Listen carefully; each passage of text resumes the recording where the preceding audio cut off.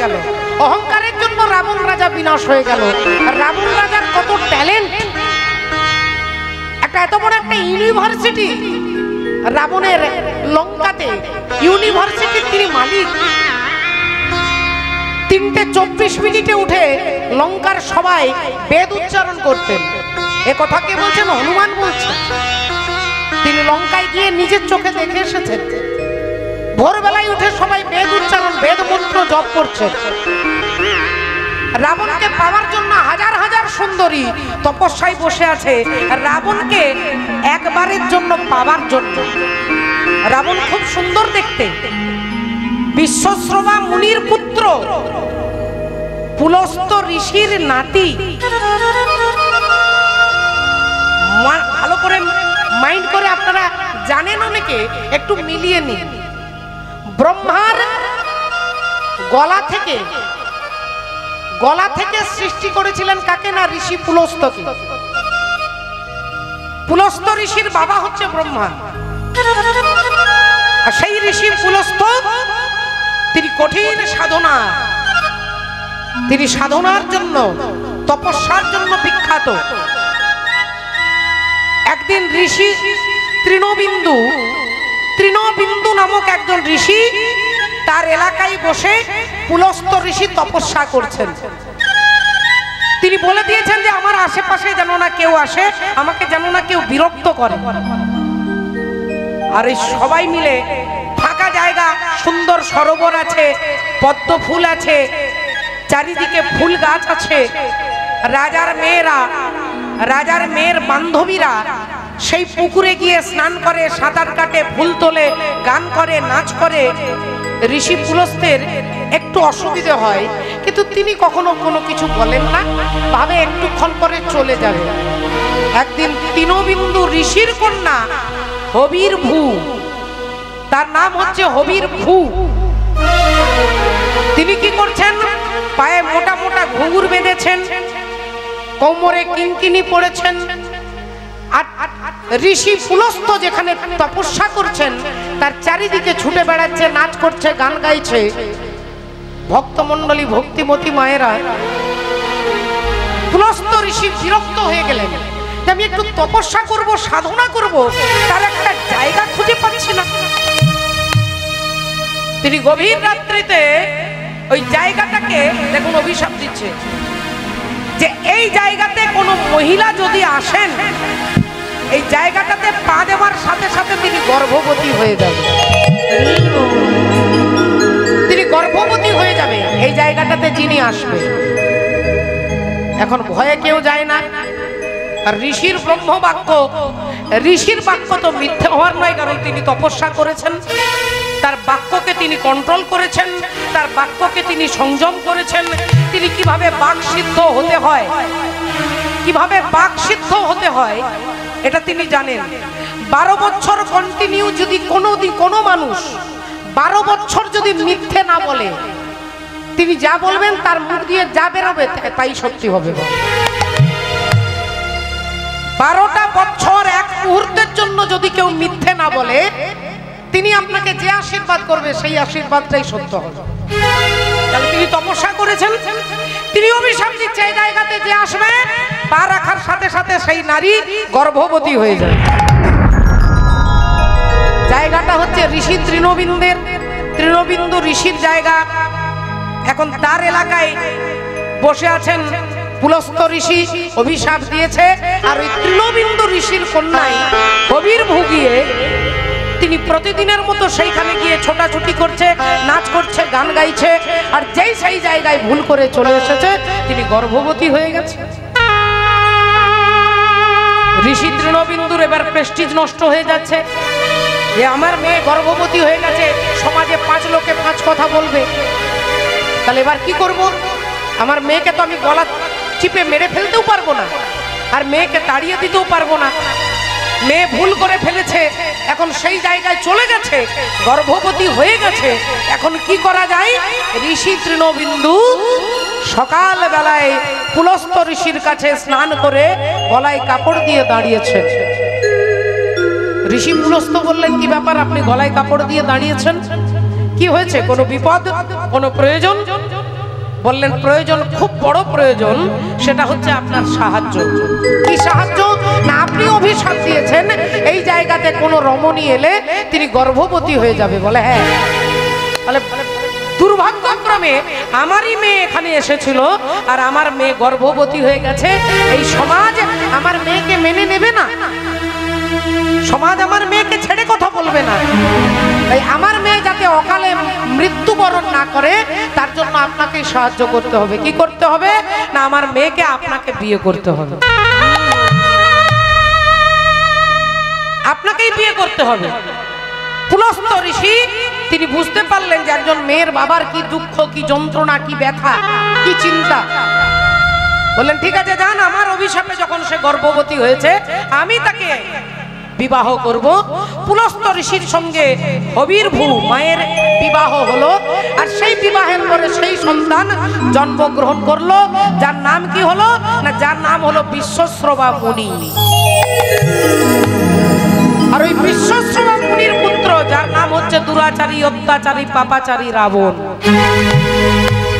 এতগুলো কথা, দুরাচারী, পাপাচারী, অত্যাচারী, কামাচারী, কিন্তু রাবণের কত সার্টিফিকেট আছে? তাহলে রাবণ 4টে বেদ মুখস্থ করেছে। আজ পর্যন্ত এই পশ্চিম বাংলার কোনো মানুষ 4টে বেদকে মুখস্থ করে বলতে পারবে এরকম ব্যক্তি খুব কম দেখাতে পারে। বেদ উচ্চারণ করতে গেলে দাঁত ভেঙে যাবে বাবা। বেদের এমন কঠিন মন্ত্র সব অবস্থাতে বলা যাবে না, সব পরিস্থিতিতে বলা যাবে না, নইলে হিতকে বিপরীত হয়ে যাবে। সেই 4টে বেদ যার মুখস্থ, যিনি এত সুন্দর, যিনি স্বর্ণলঙ্কার অধিপতি, যার মধ্যে জ্ঞান, যার মধ্যে সমস্ত পাণ্ডিত্য রয়েছে, কিন্তু শাস্ত্র তাকে রাক্ষস বলছে। কেন বললেন? একজন ব্রাহ্মণ বাড়ির ছেলেকে রাক্ষস বলার কারণটা কি? না তার মধ্যে অনেক ট্যালেন্ট আছে, কিন্তু একটা বদগুণ আছে, সেটা হচ্ছে অহংকার। একটাই বদগুণ, সেটা হচ্ছে অহংকার। আর এই অহংকারের জন্য দুরাচারী রাবণ বলে তিনি বিনাশ হয়ে গেলেন, তিনি বিনাশ হয়ে গেলেন। ভক্তমণ্ডলী, ভক্তিমতী মায়েরা, কুরুক্ষেত্রের যুদ্ধে অর্জুন জিজ্ঞাসা করছেন যে যুদ্ধ তো অন্যায় ভাবে করেছে দুর্যোধন আদি, সবার আগে নরকে কে যাবে? বলে নরকে সবার আগে সব থেকে যিনি মহাপাপী, বলে মহাপাপী কে? না তিনি হচ্ছেন দুর্যোধনের পিতা অন্ধ ধৃতরাষ্ট্র। বলে ধৃতরাষ্ট্রকেই দোষী করা হলো কেন? ধৃতরাষ্ট্র তো অন্ধ ব্যক্তি, তিনি না জানে তলোয়ার চালাতে, না জানে ধনুর্বাণ চালাতে, না কাউকে জড় মারতে পারে, তাকে মহাপাপী বললেন কেন? বলেন কারণটাই হচ্ছে আপনার বাড়ির মালিক আপনি, আর আপনি জীবিত থাকা অবস্থায় আপনার বাড়িতে যদি অন্যায় হয় তাহলে সমস্ত অন্যায়ের দায় আপনার ঘাড়ে চাপবে। সমস্ত অন্যায়ের দায় আপনার ঘাড়ে চাপবে। ভগবান বলেছিলেন ধৃতরাষ্ট্রকে যে এই কুরুক্ষেত্রের যুদ্ধ তুমি পারো বন্ধ করতে, তোমার ছেলেকে এখনো বোঝাও সে অন্যায় করছে। ধৃতরাষ্ট্র চোখের দোহাই দিয়ে বললেন আমি অন্ধ, আমি কানা, আমি দেখতে পাই না। এই অজুহাতটা দেখালেন ওই ধৃতরাষ্ট্রকে, তিনি মহাপাপী হয়ে গেলেন। তাহলে আপনি ভাববেন না যে আপনার বাড়ির ছেলে অন্যায় করছে আমি কি করব। আপনার ভূমিকা অনেক বড় যদি আপনি বাড়ির মালিক হয়ে থাকেন। ভক্তমণ্ডলী, ভক্তিমতী মায়েরা, সেই কারণে চৈতন্য ভগবান বললেন তাহলে আমাদের করণীয় কর্তব্য কি? সবাই তো আমার কথাই শুনবে না, ছেলে বৌমা তো আমার কথা শুনবে না, চলবে না। তাহলে আমার উপায়? তাহলে উপায় হচ্ছে একটা, যে আপনি আপনার সংসার থেকে মনটাকে সরিয়ে নেবেন। তাহলে মনটাকে সংসার থেকে সরাবো কি করে?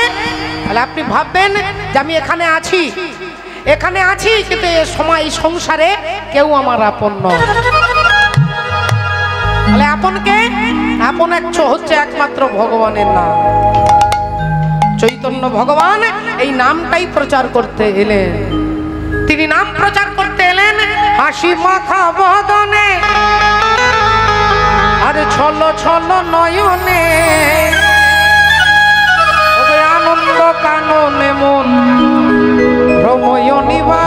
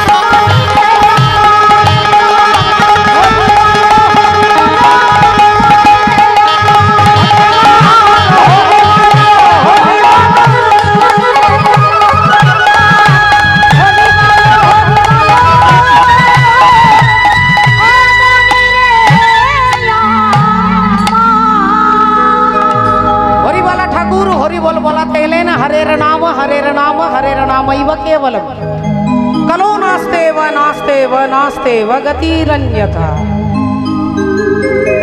বাড়ির সবাই বলছে চিনি খাস না, চিনি খাস না, চিনি খেলে ভালো নয়, চিনি বেশি খেলে অ্যাসিড হবে, চিনি বেশি খেলে হাড়ের যন্ত্রণা হবে। দেখবেন আমরা কথাটা বিশ্বাস করি না, কিন্তু বলে যদি কোনো ডাক্তার বাবু বলে, বলে ডাক্তার বাবু বললে তখন দেখবেন চিনি কন্ট্রোল এমনি এমনি করছে। ভগবান বলছেন হরি নাম ছাড়া গতি নেই। আমার মতো পাপী জীব বলে আমি বিশ্বাস করতে পারছি না, হরিনাম ছাড়া গতি নেই। আরে যিনি হরিনাম করে তিনিও মরে, আর যিনি হরিনাম করে না বলে তিনিও মরে।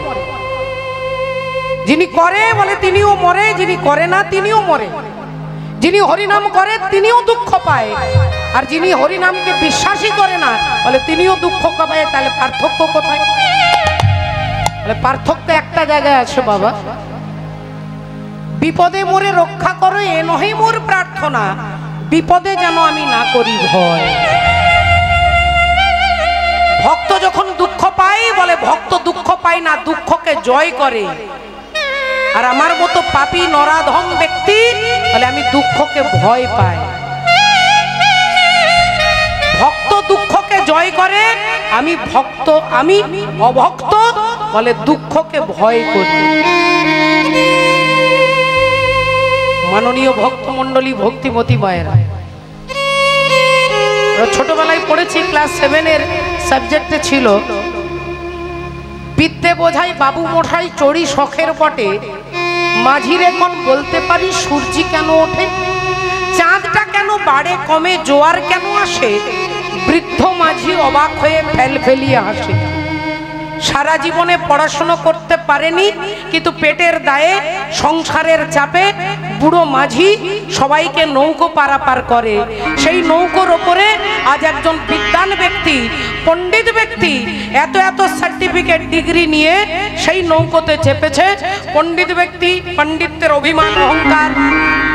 যিনি অহংকারী ব্যক্তি তিনি দেখবেন সবসময় পণ্ডিত ব্যক্তি সঙ্গ করবে না, তার থেকে যে কমা, তার থেকে যে নিচু লেভেলের বলে তার সঙ্গে সবসময় তর্ক করবে। কেন না? তাকে সে হারাতে পারবে। পণ্ডিত ব্যক্তি মাঝিকে জিজ্ঞাসা করছে, বিদ্যে বোঝাই বাবু মশাই চড়ি শখের বটে, মাঝিরে কই বলতে পারি সূর্যি কেন ওঠে, চাঁদটা কেন বাড়ে কমে জোয়ার কেন আসে, বৃদ্ধ মাঝি অবাক হয়ে ফেলফেলিয়ে হাসে। খানিক বাদে কয়েন বাবু বলতো দেখি ভেবে, নদীর ধারা কেমনে আসে পাহাড় হতে নেবে, বলতো কেন লবণ পোড়া সাগর ভরা পানি, মাঝিরে কয় আরে মশাই কত কি আর জানি, বাবু বলে এ জন্মে মরলি রে তুই খাটি, জ্ঞান বিনা তোর জীবনখানা অষ্ট আনাই মাটি, 8 আনাতে মাটি, তোর জীবনের কোনো মূল্য নাই। আবার ভেবে কহেন বাবু বলতো দেখি বুড়ো, কেন এমন নীল দেখা যায় আকাশের ওই চূড়ো। মাঝি বারবার বলছে বাবু আমি তো জানি না কেন নীল হয়, কেন চন্দ্র সূর্যর গ্রহণ হয়, এ তো কিছু জানি না। বাবু বলে সারা জীবন মরলি রে তুই খাটি, জ্ঞান বিনা তোর জীবনখানা 12 আনাই মাটি। এই কথা বলতে বলতে বলতে মাঝিকে বারবার ছোট করতে করতে এমন সময় ঝড় উঠেছে, নৌকো টলমল করেছে, নৌকো টলমল করতে করতে এইবার ডুবে যাবে। এমন সময় বাবু বলছে মাঝিকে যে নৌকো ডুবে যাচ্ছে। মাঝি বলছে বাবু আপনি সাঁতার জানেন? বাবু বললেন সারা জীবন স্কুল কলেজে হোস্টেলে থেকে পড়াশোনা করেছি, নদীতে পুকুরে গিয়ে তো স্নান করিনি, বাথরুমে স্নান করেছি, সেখানে কল ফিট করা আছে, নল চালিয়ে দিলে জল পড়ে, সেইখানে স্নান করা আমার অভ্যেস, আমি কি পুকুরে সাগরে স্নান করেছি নাকি? মাঝি বললেন পাঁচলে শেষে আমার কথা হিসেব করো পিছে, তোমার দেখি জীবনখানা 16 আনাই মিছে। আমার হিসেবটা পরে করবেন কি, আমার জীবনটা 8 আনা মাটি না 12 আনা মাটি সেটা পরে যদি বেঁচে থাকেন হিসেব করবেন। কিন্তু আপনি সাগর পার হচ্ছেন, আর নদীতে পার হতে গিয়ে আপনি যদি ব্যবহার না জানেন, যদি না সাঁতার জানেন, তাহলে আপনাকে ডুবে মরতে হবে, আপনার 16 আনাই মিছে হয়ে গেল। এই সংসার হচ্ছে সাগর, আর এই সংসার সাগরে সাঁতার হচ্ছে হরিনাম। সাঁতার জানা হচ্ছে হরি নামকে আশ্রয় করা। এই সংসার সাগরে এসে আপনি যদি সাঁতার না জানেন তাহলে যেমন ডুবতেই হবে, তেমনি সংসার সাগরে এসে যদি হরি নামকে আশ্রয় না করেন তাহলে একদিন মায়ার সংসার আপনাকে টানতে টানতে এই মায়ার সাগরে ডুবিয়ে দেবে। এই শ্রদ্ধেয় ভক্তমণ্ডলী, ভক্তিমতী মায়েরা, এই কারণে পদকর্তা বলছেন, যদি গোরা নাই আসিত কি মতি হইত কেমনে ধরিতাম, যদি গোরা নাই আসিত কি মতি হইত কেমনে ধরিতাম রে। ওগো শ্রী রাধার মহিমা প্রেম রস সীমা জগতে জানাত কে? রাধার মহিমা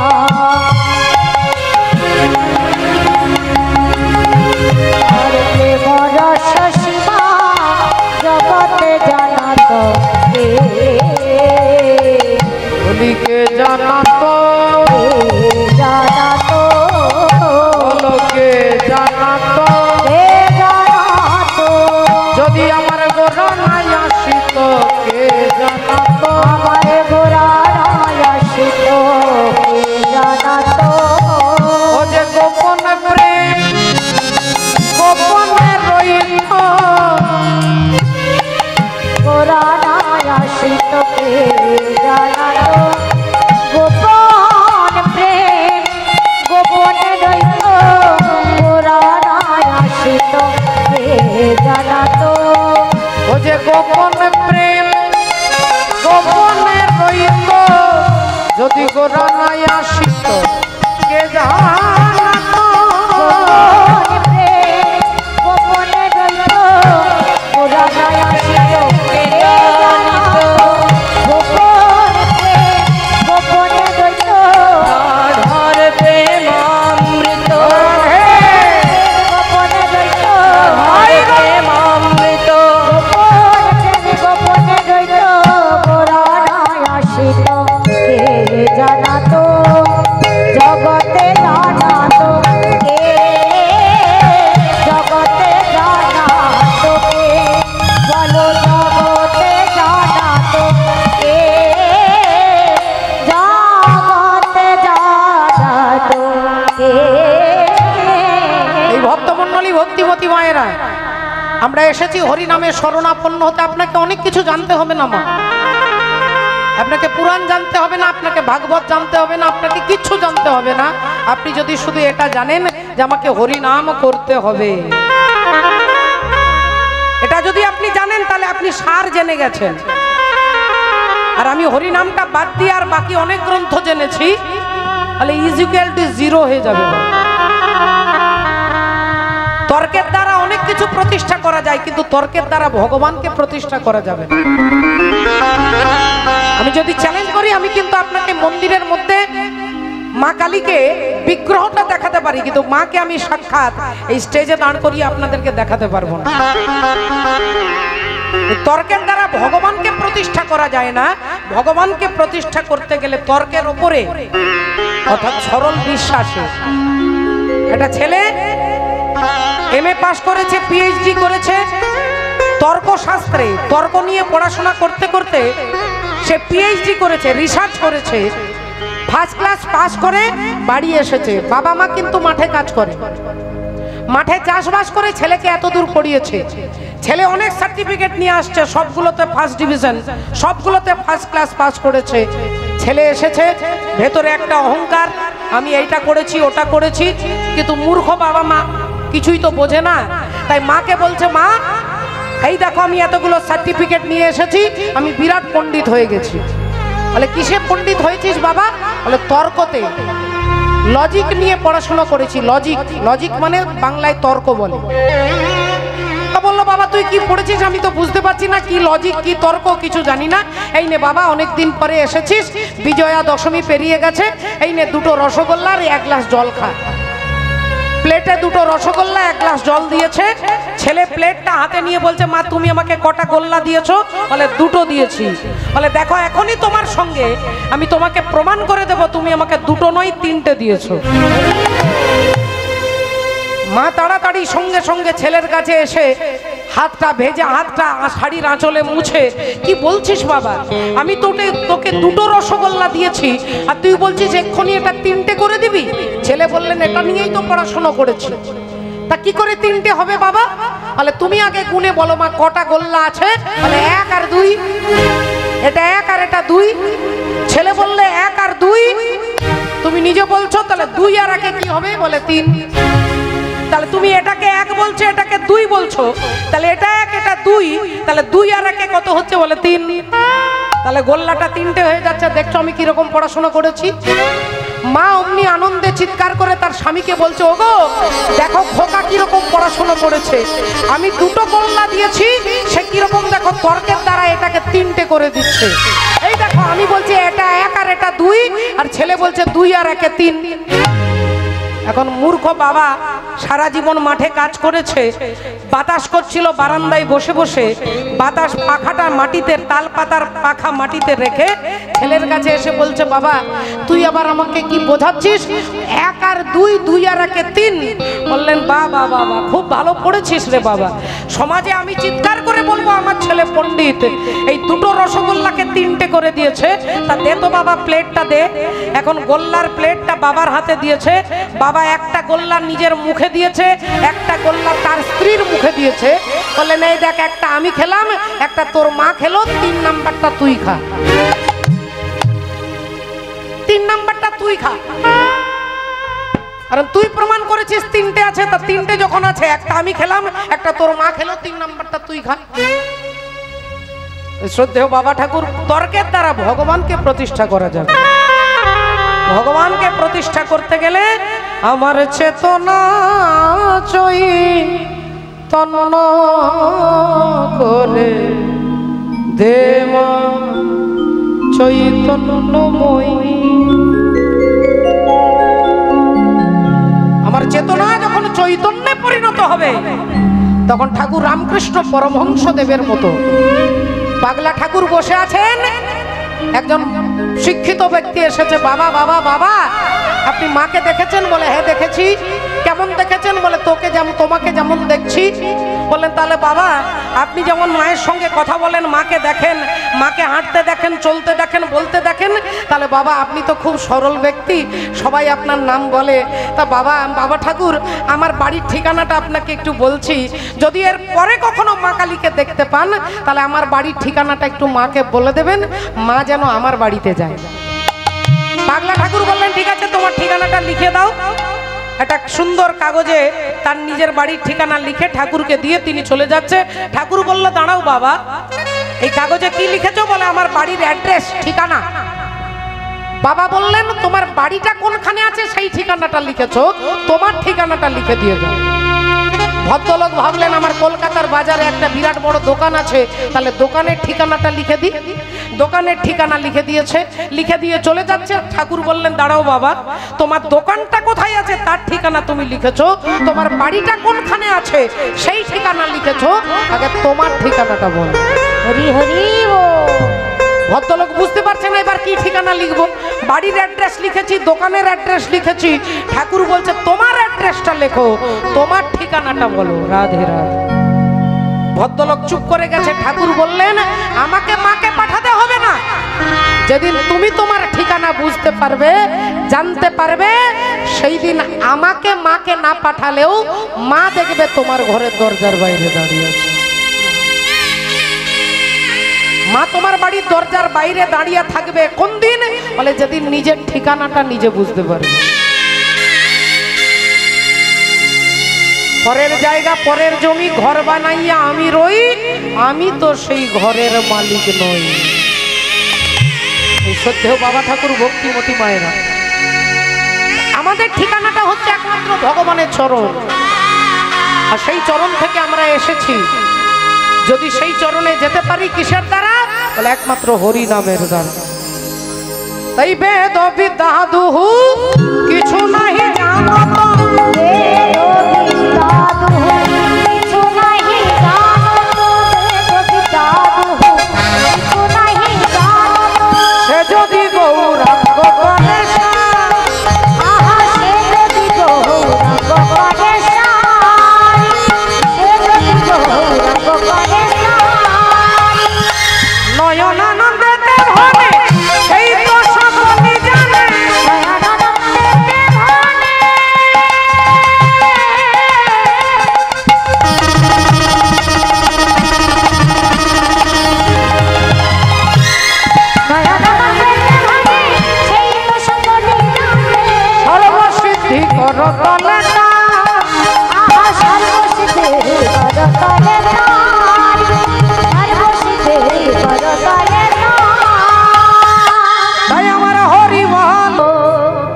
জয় জয় জগৎগুরু জগৎগুরু তুমি বাঞ্ছা কল্পতরু কল্পতরু সিদ্ধ কর তপ্ত মরু করুণা তোমার করুণা তোমার তুমি মাতা তুমি পিতা তুমি জগতের ত্রাতা ত্রাতা কেহ নাই তোমা ভিন্ন ওগো কেহ নাই তোমা ভিন্ন আয়া এক রাধা এক মীরা দোনে শ্যাম কা চাহা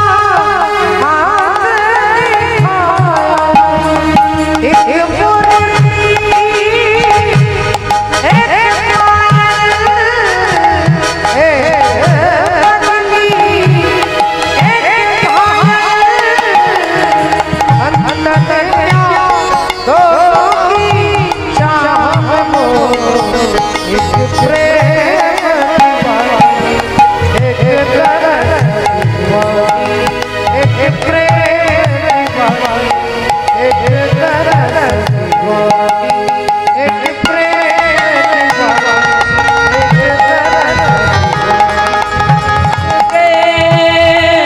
दीवानी एक